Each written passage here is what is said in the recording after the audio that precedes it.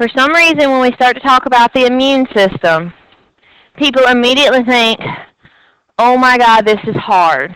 And students, for some reason, every semester just absolutely hate the immune system and they think it's going to be the hardest thing in the world.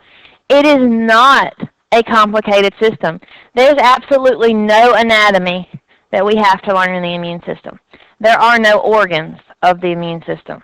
The immune system is simply how a very small group of cells work throughout our body, and they work together. Okay? What's amazing about it is how a cell in my big toe can know what a cell in my shoulder is doing. And they can. They communicate with each other. They build armies to protect you. The job of the immune system is to fight off any incoming pathogen. Okay? A pathogen is anything in your body that's not supposed to be there that can make you sick. Okay? A pathogen can be a bacteria, which is the most common pathogen, but a pathogen can be a worm. It can be a eukaryotic cell like a fungus. Those can all be pathogens. So if any of those get in your body, they're not supposed to be there. Your immune system mounts an attack. All it takes is one of your immune system cells finding one microbe that's not supposed to be there, and it immediately attacks. Once one cell recognizes something that's not supposed to be there and attacks it, it immediately starts secreting chemicals that go into your bloodstream, and that tells every other cell in your immune system that something has been found, and all the other cells start rushing to that area to help. So, which is exactly what we were going to do if we were going to fight somebody. If there were 50 people that were trying to fight me and I was by myself, what is the first thing I'm going to do? I'm going to start yelling and calling for help, right? So when your immune system sees a group of bacteria that's not supposed to be there, they may start fighting, but they immediately start calling for help. And all the other cells rush to help them. Okay? In order to get through the immune system, we've got to kind of go through a hierarchy. You always start with the innate immune system and then the adaptive immune system. Anytime a microbe invades your body, your innate immune system attacks it first. If the innate immune system can't handle it, that's when your adaptive immune system usually comes into play. Your innate immune system is something you are born with. Okay? Every baby is born on Earth has an innate immune system. Now, your innate immune system can get stronger as you get older, but the one thing your innate immune system does not do is it never learns. Okay? So what does that mean? How can a cell learn? Your innate immune system could care less what it's trying to kill. It doesn't recognize, oh, I've seen this before and it's an E. coli. Your innate immune system cells just say, this is not supposed to be here, I'm getting it out. I don't care what it is. Okay? The adaptive immune system, that is what you develop as you age. It has a memory component to it. When you're born, you have an adaptive immune system, but it doesn't know what to do because it hasn't seen anything yet. As you get older, you are exposed to more and more types of microbes. And those cells in your adaptive immune system learn what those microbes look like, and they can fight them faster if you come in contact with them again. Okay? Best example I can give you before we get into the details, how many of you have had chicken pox? Almost everybody in the room, right? Can you get chicken pox again? Nope. Does that mean you'll never inhale the chicken pox virus again? Of course not. Your kids may get chicken pox one day, right? You'll inhale the virus again. It's actually still in you, but that's a whole other discussion. So if you can still inhale it, why can't you get it?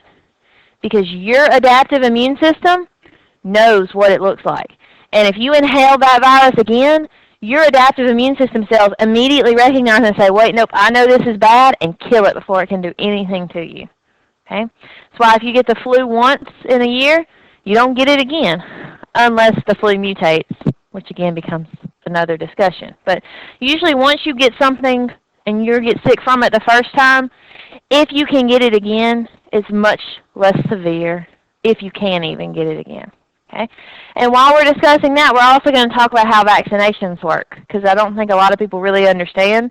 We just go and let them poke something in our arm and say thank you. You kind of need to have an idea of what they're shooting in your arm. or your kids' arms. Okay? So first we're going to go through innate immune system. There's 2 lines of defense, the first line and the second line. Okay? Then we'll get to adaptive immune system. With our first line of defense, this is the easiest thing in the world to understand. Your first line of defense in your body is your skin and your mucous membranes. They form a physical barrier that makes it almost impossible for microbes to get inside of your body. Your first line of defense is very hard to get past. Do you think that a pathogenic, a microbe that can make me sick, is going to touch my arm today? Yes. Very likely, one's going to touch my arm. But is it going to make me sick? Probably not, because my skin is a solid layer of stratified squamous epithelium, right? Remember, epithelial cells are connected together. They don't let stuff pass back and forth. The ones on the outside are even dead and full of keratin, right? So there's no way it's getting in there. The only way it can get past my skin is if I cut my skin. Or if I decide that looks like a really fun pimple and I decide I have to start squeezing on it. Okay? What about Staphylococcus aureus? Is that a bad, mean bacteria? No. It's not. Every one of you have it on you right now. It's on your arm. It's in your nose. It's in your mouth. It's in your intestines. It's everywhere in your body. But you don't all have a staph infection, right? Because it's living where it's supposed to. If it's on my skin right there, it's not causing a staph infection. You get a staph infection when the staph gets underneath your skin. As long as it's above your skin, it doesn't do anything to you. Really easy way to get a staph infection is to pick at something. You pick and pop a pimple, and your hands are dirty, or you push some staph from your skin into that hair follicle, then you can get a staph infection. The bacteria itself is not bad. It's just it can hurt you if it gets under that skin. Okay? Go ahead. The same reason people were once convinced that the earth is flat. But, I mean, you just don't know any better. Same reason people believe that if you eat sweet and low, you're going to get cancer. That's not true either. That's just stuff, you hear stuff on TV. Okay? The same reason people think that regardless of which presidential candidate you want to vote for, they're going to fix something. Neither one's going to fix anything, right? Whatever they say in the news, we believe. It's just not true. So since you guys are educated, y'all are supposed to teach people better. That's your job, even though they'll argue with you.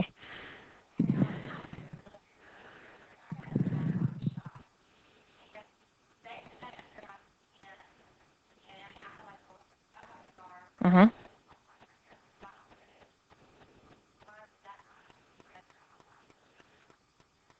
Because they didn't give you the entire virus. And that's what we're going to talk about, vaccinations a little bit. If they had given you the true smallpox virus under your skin, it would have spread. They gave you a little piece of it. Just enough of it to activate your immune system but not make you sick. And that's why, and that's generally what we do with shots. Most vaccinations, it's impossible to get sick from them. There are a few that are live, but there's very few that are. Okay? All right? Your skin's not the only portion of your body that is constantly in contact with the outside of the body, with the world, right? What else is? I don't have skin covering inside of my mouth, inside of my nose. What's covering that? Mucous membranes. Okay? Mucous membranes aren't quite as tough as your skin, but there's something on them. Mucus is there. How does the mucus help? If I inhale bacteria, what does my mucus do? Catches it. The mucus catches it, and I have little cilia in my respiratory tract. The cilia bring it back up. I either swallow it and it goes away, or I blow it out of my nose, or it gets trapped in my nose hairs mixed with mucus and it becomes a booger, right? So all that is the way your first defense of your immune system works, your first line of defense. I said that yesterday and everybody looked at me so disgusted, like they couldn't believe I said booger. You've all picked a booger. Trust me, when you were 2, that was your favorite thing to do was pick a booger. I promise. All right? So that's our first line of defense. It's easy, right? There's something physically there keeping the microbes from getting in. Well, what if they do get in? Do they get in often? Yeah, they do. But they still don't make us sick, even though they get in.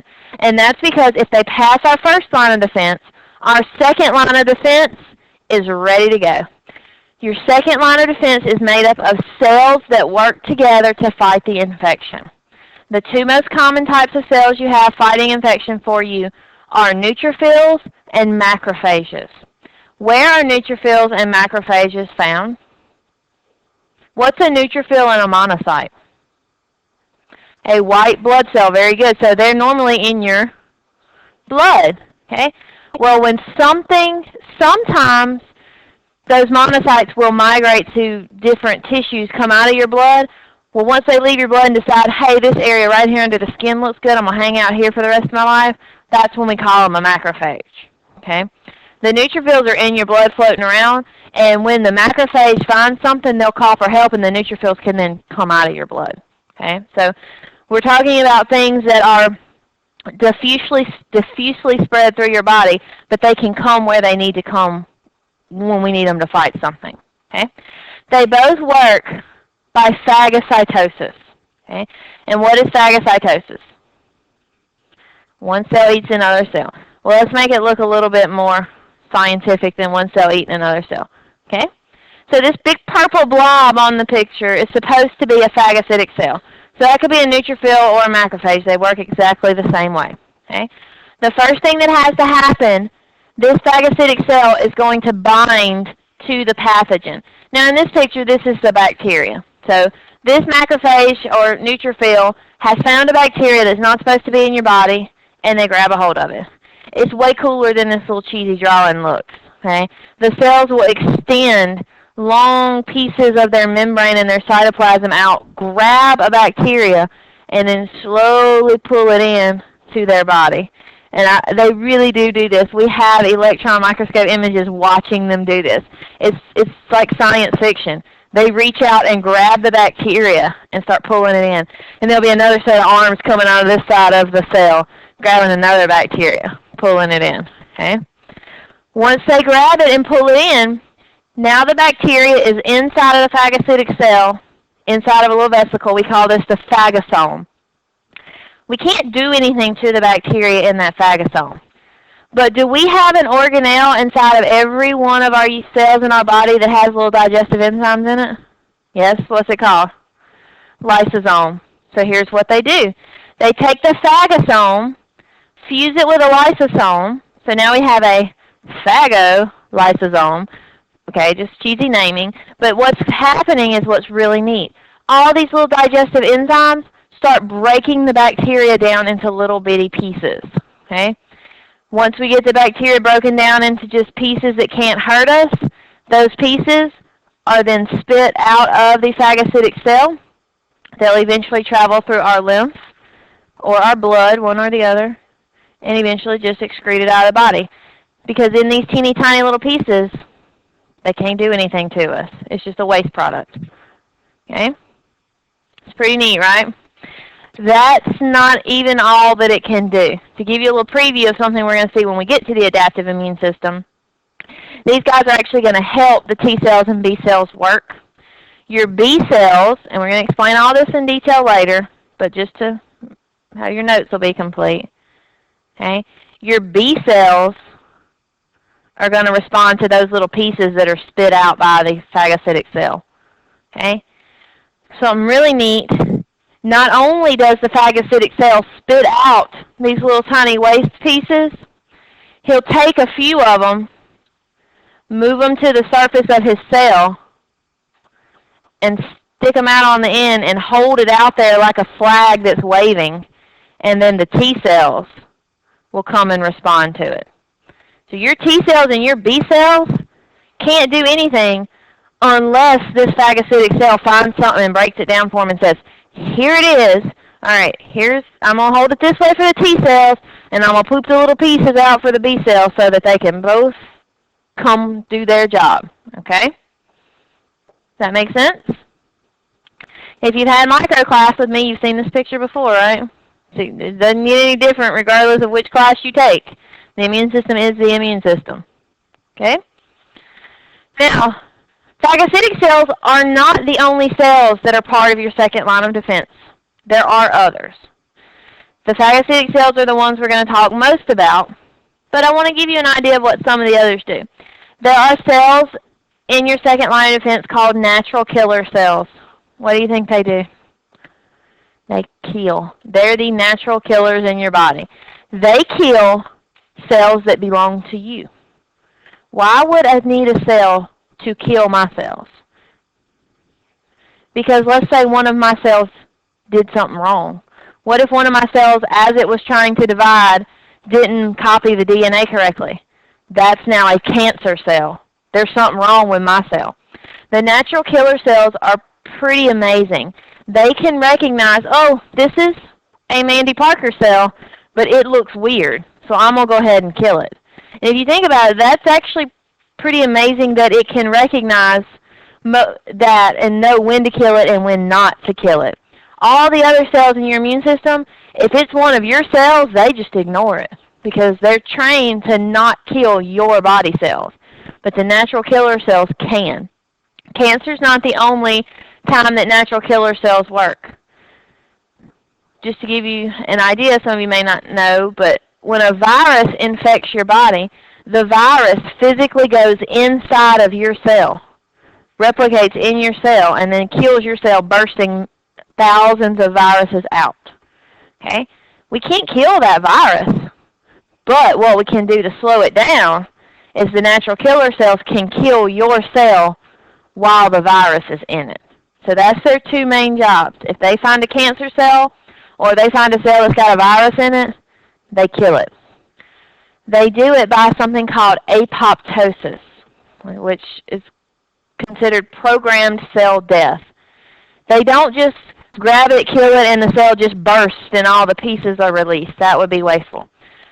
Apoptosis is a programmed way to kill the cell.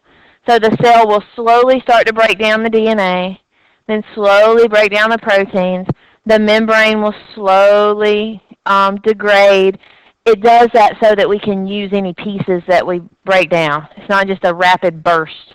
It does have some, it's a lot fancier than what I'm explaining, but it has some self-check mechanisms. It can actually start killing the cell, and if it realizes it's wrong, it can stop, and the cell may be able to repair. So it's a pretty complex mechanism. So that's one other type. Okay. Now, I'll come back to that. Okay. A couple other things we have in our second line of defense. We have something called interferons. Interferons are not cells. They're proteins. But their job is to help get rid of virus-infected cells in your body. They are proteins made in your body to kill virus-infected cells.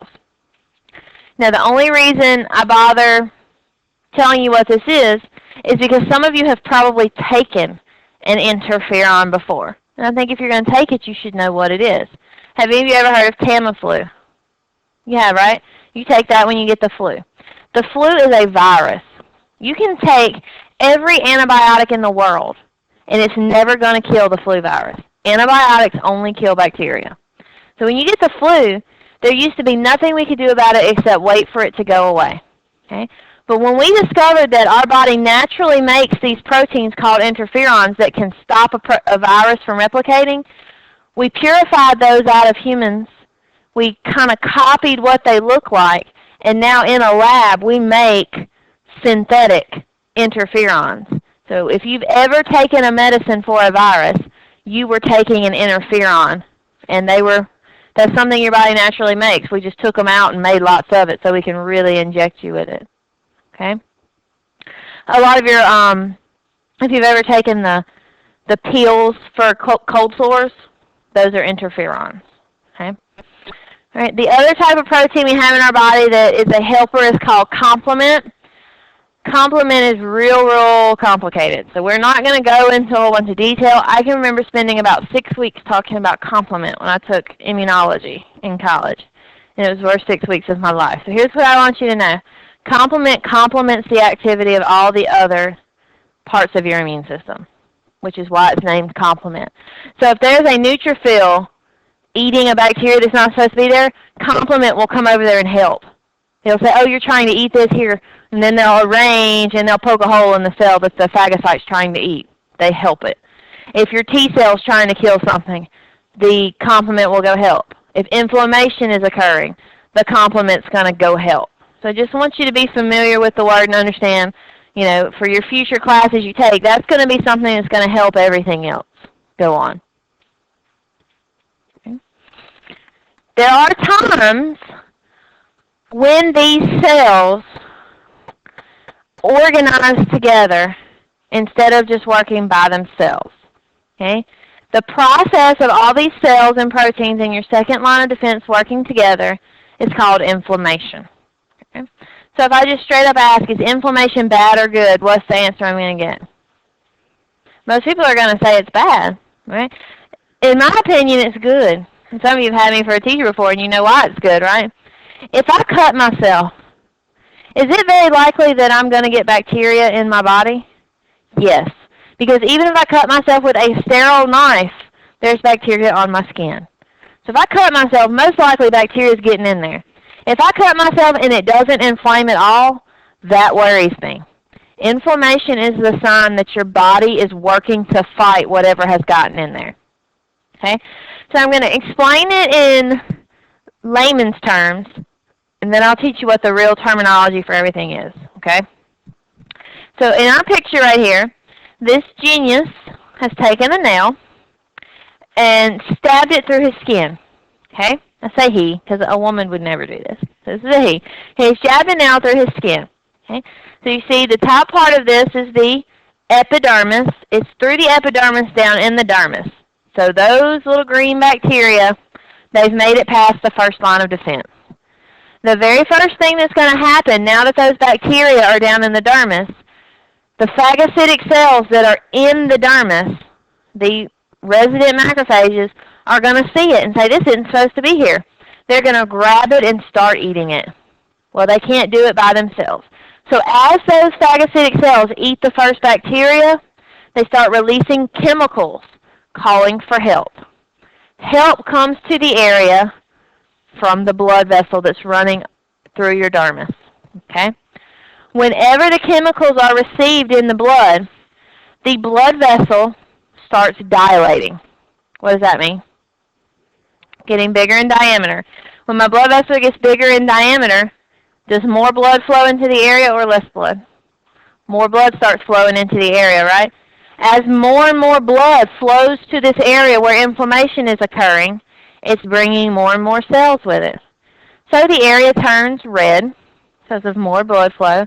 The area gets hot because of more blood flow. Okay? A lot of people would like to tell you, oh, I've got inflammation. There's fever in it. That means it's infected. Well, yes and no.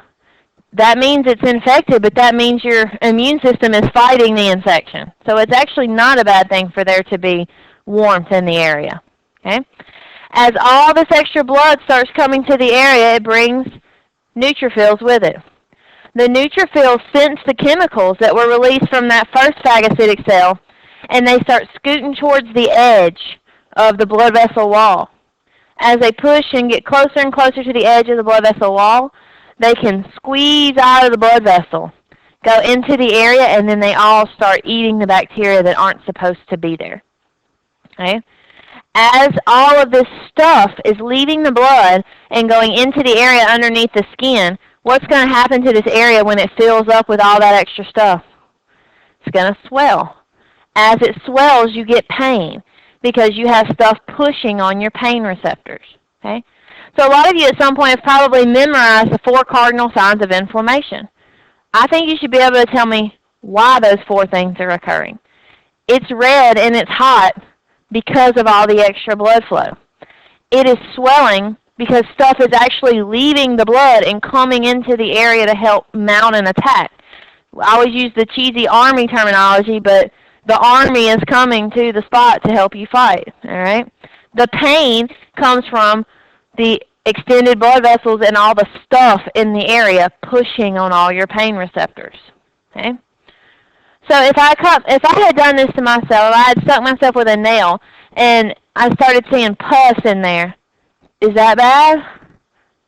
Guess what pus is? Pus is cell debris and white blood cells. So if I've done this and it's been inflamed for a little while and now the redness is kind of going down some, but I see pus and I start squeezing the pus out, is that bad? What am I doing? My poor body has spent all this time mounting this attack, bringing all these white blood cells to the area, and here I am squeezing them out. And so more and more white blood cells are going to have to come to the area to fight it off.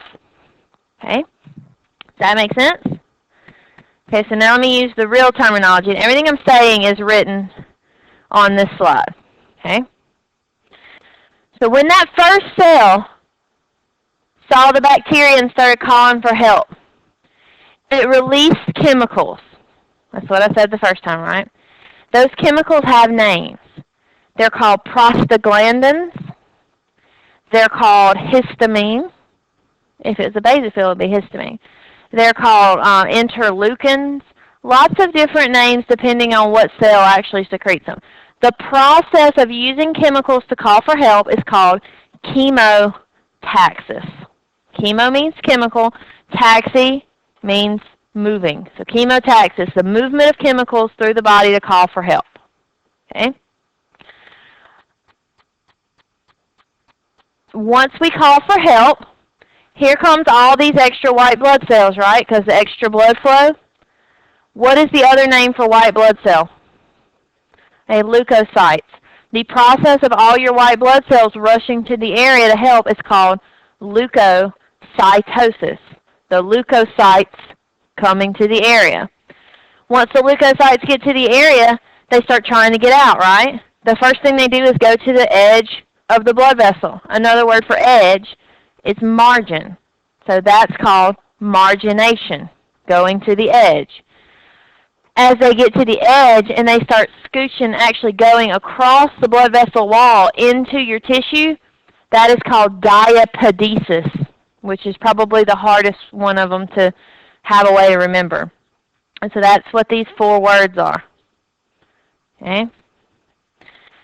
After diapedesis occurs, chemotaxis occurs again. Why? If all these neutrophils are coming into the area to fight, why would they also send signals out for help? What if they don't win? Right? They need to go ahead and warn all the other cells, you know, we're here and we're fighting, but just in case we don't win, and one of them, all it would take is one bacteria leaving that area, right? Getting in your blood. If they hadn't told the rest of the body they were fighting that, the rest of the body wouldn't be on alert. So they go ahead and send out chemicals to tell everybody else something's going on. Okay? Does that make sense?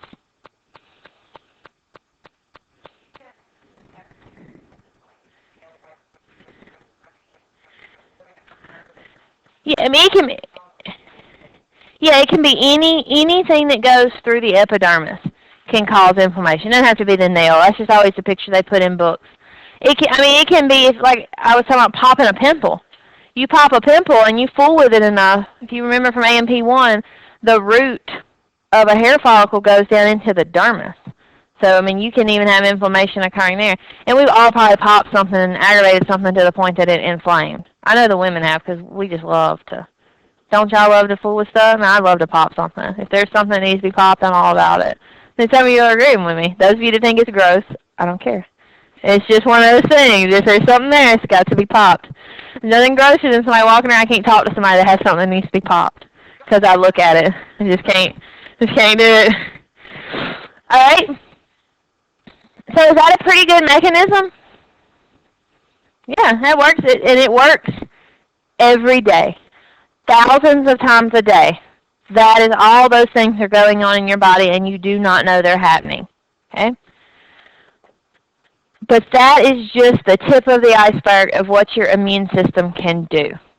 Your immune system also has the adaptive part, and that is the part that is a little harder to understand. I admit that, because it's so amazing what cells are capable of doing. Okay? So we're going to approach this like I always do. We're going to explain it in kind of a silly way, and then correlate that with real terminology and what's really going on. Okay? With our adaptive immune system, it's even better than what we were just talking about. It has a memory factor. So once it sees it one time, it remembers and it's ready to go even faster the second time. It can respond to pretty much anything that comes in your body that's not supposed to. The downside of what we're about to talk about with the adaptive immune system is they have to be presented with the problem. So if I'm a T cell, E. coli can come floating by me all day long, and I have no idea what to do with it. I don't know what to do with E. coli. If I'm a T cell, I want a macrophage to show it to me. That's what presented means. So remember when we were talking about that macrophage? It eats it and it sticks a piece on the surface. The T cell's waiting for the macrophage to come bring it to him and say, here it is. And then the T cell can go to work. The B cells are the same way. They need the macrophage to break it down for them, and then they can work. So that's really the only the only downside of the adaptive immune system. The adaptive immune system has two parts. There's humoral immunity and cellular or cell-mediated immunity. Okay. The humoral immunity is the part of your adaptive immune system that protects you through the use of antibodies. Okay. Antibodies are made from B cells.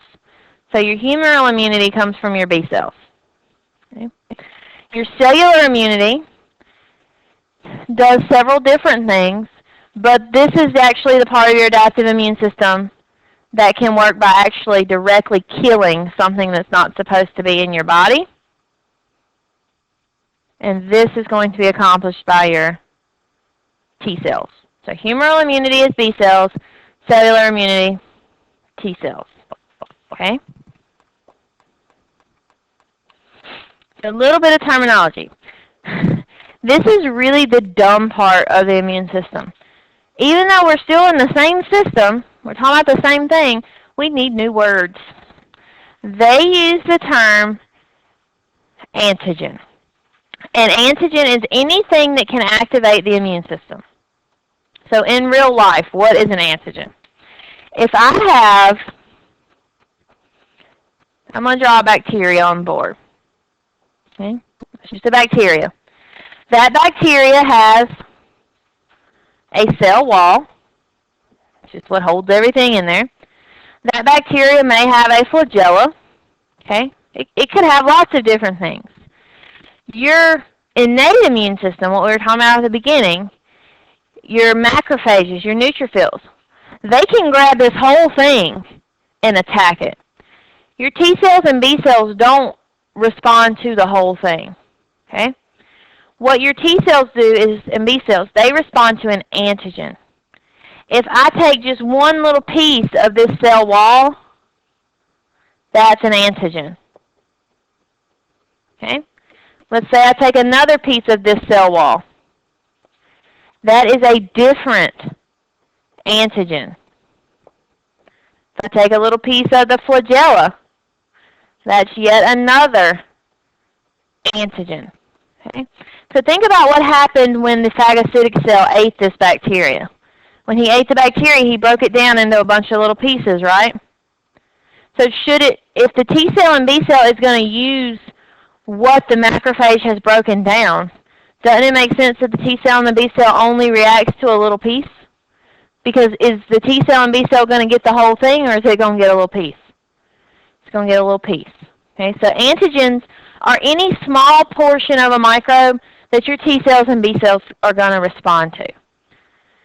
So what's the advantage of this? Once my T cells and B cells are activated, it's not just going to be one army coming to attack this E. coli I drew on the board. Army A is going to attack right here on all the E. coli in your body. Army B is going to come and attack all the E. coli right here. Army C is going to come attack right here. So we end up, instead of having one army of cells coming to attack the E. coli, we have several armies, all ultimately killing the same cell, but they're going about it different ways so they can very efficiently kill that cell that's in your body. That makes sense? That's one of the hardest parts of this for people to wrap their head around. Think about it this way. If the United States decides they're going to invade another country, are we going to go by ourselves? Nope. We're going to find another country that we think has a common enemy, and we're going to make their army come with us, right? And both armies are going to go at the same time and fight. The more armies you have attacking one thing, the more likely you are going to be able to kill that one thing, right? So this is the way of your body mounting several attacks on the same thing that has come into your body. Okay? So it may take this type of attack, the adaptive immune system, it may take it a little longer to get going, right? Because the macrophage has first got to eat it and break it down into the little pieces. But once it gets going, it's much, much more effective at getting rid of everything that has come into our body that's not supposed to be. Okay? All right. So let me kind of explain what this picture is on here now that I've explained it that way. This little red thing is supposed to represent an antigen. The blue things are antibodies binding to the antigen. Okay? And we're going to see as we go through all of this, probably in our next class, once the B cells make the antibodies, they're going to come back and bind. Okay? So the antigen itself may have several types of antibodies that can bind to it. Where the antibody binds, that's the antigenic determinant. I know it's a horrific sounding term. I didn't come up with it. Okay? So how do our T cells and B cells and our macrophages know that this is a bacteria and I need to start fighting this? Okay, we haven't even discussed that yet, right? How do they know? There's got to be a way. Every cell in your body is what we call a self cell. S-E-L-F. It's part of your self. It's a self cell. Every cell in your body, whether it's a red blood cell, a liver cell, a heart cell, a skin cell, every cell in your body has a protein sticking off of it that looks identical. It's called the MHC marker. MHC stands for major histocompatibility complex. But that's just a protein that every cell in your body has.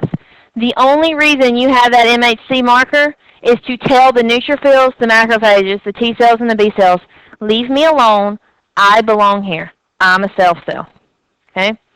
So if this E. coli drill on the board gets in here in your body, he's not going to have that MHC marker. He's non-self. He's not supposed to be there. So as soon as your macrophage says, oh, this is non-self, not supposed to be here, macrophage grabs it, eats it, breaks it down into a bunch of little pieces of antigen, then the T cells and the B cells start attacking. Does that make sense? It's just terminology, but you just need to be familiar with it. Okay? So the last thing that we're going to talk about today is how do these T cells and B cells grow up? Okay? I said you're born with your innate immune system, right? You're born with the components of your adaptive immune system, but they have to mature. So how does that happen?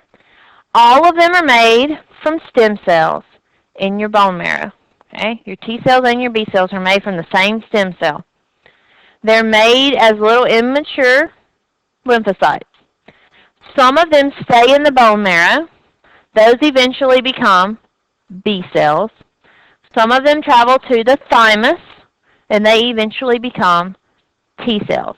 That's why we call them T cells and B cells, because of where they grow up. Okay? Once they're made and they travel to the correct organ, they travel to the thymus or stay in the bone marrow, they are selected because they are challenged. Okay, so what does that mean? If you have chosen me to be the lead fighter in your army, are you just going to choose me and say, okay, here you go. Go do what you can do? Probably not. You're going to want to challenge me and test me to see if I'm a good enough fighter, right? Your thymus and your bone marrow challenges your T cells and your B cells. While in your thymus, your T cells are shown self cells. If the T cell attacks this cell, what do you think we do with it? We destroy it. We don't want a T cell that attacks our own body. That's called an autoimmune disease. That's when your immune system starts killing cells it's not supposed to. Okay? That's considered the self-tolerance test. Do you recognize the difference between what you're supposed to attack and what you're not supposed to attack? Okay? After it has proven that it's not going to attack something that is something it's not supposed to attack, then the thymus will show the little immature T cells some antigens. If they respond correctly, they are then considered mature and ready, and they're released into the bloodstream to go fight. Okay? So how long do you think this process takes? It takes quite a while. It takes a good 3 to 6 months from when a child's born to make it through this process to be able to have T cells and B cells of their own.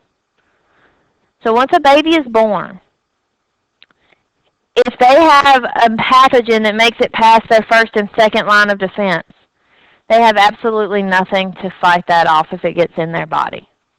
So what can we do to help that? You breastfeed.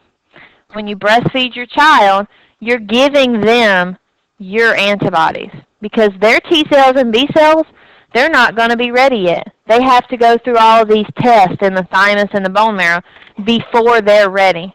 So if you breastfeed, you give your child what you have, and that lasts them anywhere from 3 to 6 months.